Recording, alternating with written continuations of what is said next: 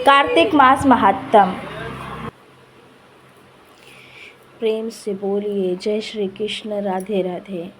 मेरे प्यारे श्रोताओं, धर्म प्रेमी माताओं और बहनों, आप सभी को हार्दिक अभिनंदन है। आज मैं आपके लिए उस परम पवित्र मास कार्तिक के महात्म की ऐसी अनुपम कथा लेकर आई हूँ जिसे सुनकर मन का कण कण भक्ति के रंग में रंग जाएगा। यह मास साधारण नहीं है, ये तो साक्षात भगवान श्री हरि विष्णु का तो प्रिय है। यह तो मोक्ष का द्वार खोलने वाला महीना है। जो माताएं बहनें इस मास में नियम संयम से रहती है, भगवान दामोदर की पूजा करती है, उन्हें धर्म, अर्थ, काम और मोक्ष चारों फल सहज ही प्राप्त हो जाते हैं। केवल कथा श्रवण मात्र से ही अनेक जन्मों के पाप धुल जाते हैं और घर में सुख समृद्धि का वास होता है, दरिद्रता दूर भागती है। इसीलिए आप सब श्रद्धा और भाव से गहरी एकाग्रता के साथ इस कथा को हृदयंगम करें। आज हम कार्तिक महात्म के अध्याय 12 से लेकर 17 तक की अमृतवाणी सुनेंगे, जिसे सुनने मात्र से ही जीवन धन्य हो जाता है। इन अध्यायों में उस दिव्य लीला का वर्णन है जिसने जगत के स्वामी को भी प्रेम के बंधन में बांध दिया। भक्तों, कथा है उस नटखट कन्हैया की जो अपनी मैया यशोदा को प्राणों से भी प्यारा था। वृंदावन की गलियों में, गोकुल के आंगन में बाल गोपाल की लीलाएं अलौकिक थी। वे अपनी हर लीला से भक्तों को आनंदित करते थे। कभी माखन चुराते, कभी ग्वाल बालों को सताते, लेकिन उनकी हर अदा में ऐसा प्रेम और ऐसा वात्सल्य छलकता था कि बड़े बड़े योगी ऋषि मुनि भी मोहित हो जाएं और उस रूप का ध्यान करते करते समाधि लगा लें। मेरे प्यारे भक्तों, यह कथा आपको भाव विभोर कर देगी, आपके हृदय में भगवान के प्रति अनन्य प्रेम जगा देगी। एक बार की बात है, यशोदा मैया को अपने लल्ला की बढ़ती शरारतों पर थोड़ा क्रोध आ गया। क्रोध इसीलिए नहीं कि वे अपराधी थे, बल्कि इसीलिए कि उनके मन में ममत्व का सागर उमड़ रहा था और वे चाहती थी कि उनके लाल को सही शिक्षा मिले। बालकृष्ण ने माखन की मटकी तोड़ दी थी और मैया जानती थी कि अब उन्हें दंड देना आवश्यक है ताकि वे और अधिक शरारतें न करें। उन्होंने संकल्प किया कि आज तो इस माखन चोर को बांधकर ही रहूंगी, चाहे कुछ भी हो जाए। मैया यशोदा ने उस रस्सी उठाई और अपने प्रिय पुत्र को बांधने के लिए आगे बढ़ी। आप कल्पना कीजिए मेरे भक्तों, ये कौन है?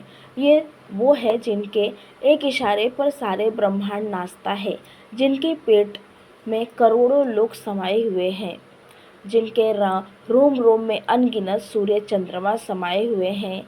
वे पर ब्रह्मा, लेकिन मैया के प्रेम के सामने उनकी सारी दिव्यता छिप गई। वे एक साधारण बालक की तरह खड़े हो गए। मैया ने उन्हें रस्सी से बांधना चाहा, लेकिन ये क्या चमत्कार, रस्सी 2 अंगुल छोटी पड़ गई। मैया को लगा शायद रस्सी छोटी है।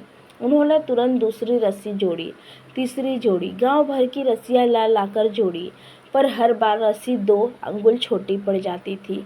मैया थक गई, उनके शरीर से पसीना बहने लगा, उनके बाल बिखर गए, उनका चेहरा लाल हो गया।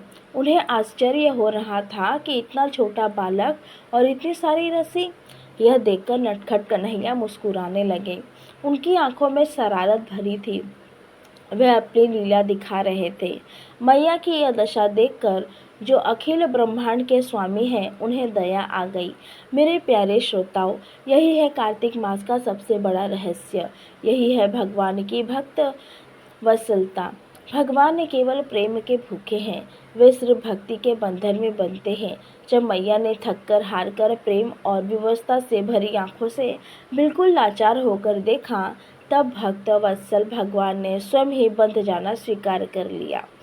उन्होंने दिखा दिया कि उन्हें कोई अस्त्र या शस्त्र नहीं बांध सकता।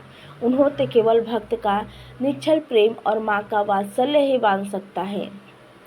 मैया यशोदा ने उन्हें एक उखल से बांध दिया। भक्तों, भगवान उस दिन से दामोदर कहलाए, जिनका अर्थ है रस्सी से बंधे हुए। यह लीला कार्तिक मास में ही हुई और इसीलिए इस पूरे मास में भगवान श्री कृष्ण के दामोदर रूप की विशेष पूजा का विशेष विधान है।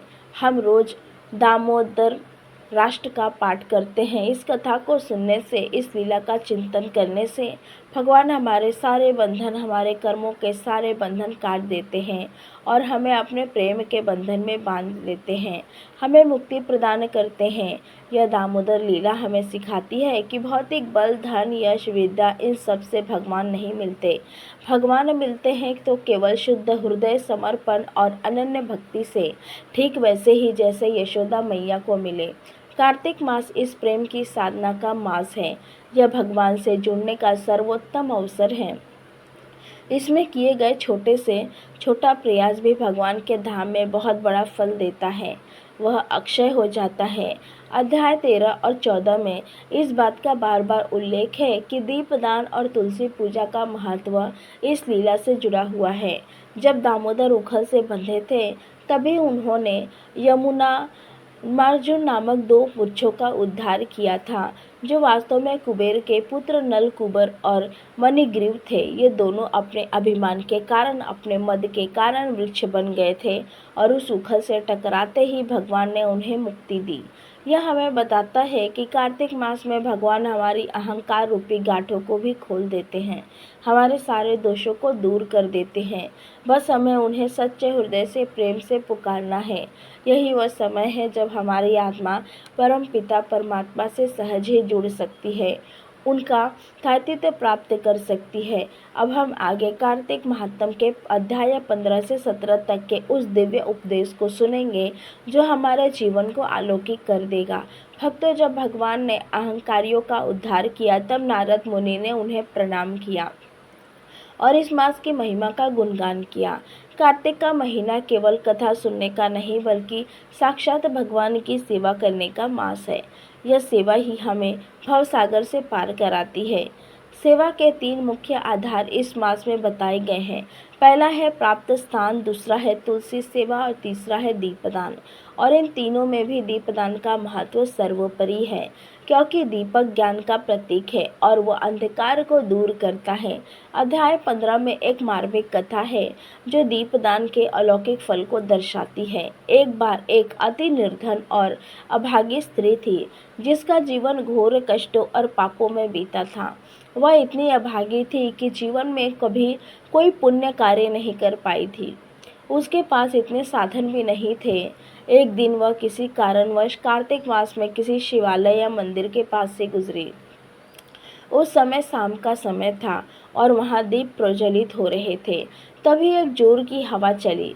हवा से वहाँ रखा एक मिट्टी का छोटा सा दीपक बुझने की कगार पर आ गया। उसकी लौ कांप रही थी। उस स्त्री के मन में अचानक न जाने कौन सा दिव्य भाग जागा कि उसने बिना किसी स्वार्थ के, केवल दयावश अपने मैले आंचल से उस बुझते हुए दीपक को हवा से बचाने के लिए ढक दिया। यह कार्य उसने किसी फल की इच्छा से नहीं किया था, केवल दीपक को जलते रहने के लिए एक छोटे से जीव के रूप में किया था। कुछ ही क्षणों में उसकी मृत्यु हो गई। भक्तों, आप विश्वास नहीं करेंगे, यमदूत जब उसके प्राण लेने आए तो उन्हें भगवान विष्णु के पार्षद दूतों ने रोक लिया। विष्णु के दूतों ने कहा कि इसके कार्तिक मास में मंदिर के सम्मुख बिना किसी फल की कामना के दीप की रक्षा की है, इसीलिए इसके सारे पाप धुल गए हैं और इसे साक्षात भगवान के वैकुंठ धाम में स्थान प्राप्त होगा, इसे गोलोक प्राप्त होगा। प्रेम से बोलिए जय श्री हरि। तो देखिए मेरे प्यारे श्रोताओं, एक छोटा सा निष्काम दीपदान भी हमें वैकुंठ का अधिकारी बना देता है, इसीलिए इसे ही सर्वश्रेष्ठ दान माना गया है। भगवान कहते हैं, इस मास में जो भक्त मेरे सम्मुख या तुलसी महारानी के पास एक छोटा सा दीपक भी प्रज्वलित करता है, मैं उसके सभी अंधकार को दूर कर देता हूँ, उसके जीवन में ज्ञान का प्रकाश भर देता हूँ। इसीलिए आप सब नियम लें कि संध्या के समय तुलसी के पौधों के पास या अपने घर के मंदिर में कम से कम एक दीपक अवश्य जलाएं। इस दीपदान से आपके पति की लंबी आयु, आपके पुत्रों को यश और आपके घर में सदा लक्ष्मी जी का वास रहेगा, सुख समृद्धि बनी रहेगी। अध्याय 16 और 17 में विशेष रूप से तुलसी की महिमा का वर्णन है। तुलसी केवल एक पौधा नहीं है, ये तो साक्षात देवी वृंदा का रूप है। यह तो मोक्षदायिनी है जो भगवान विष्णु को सबसे प्रिय है, जिनके बिना भगवान भोग स्वीकार नहीं करते।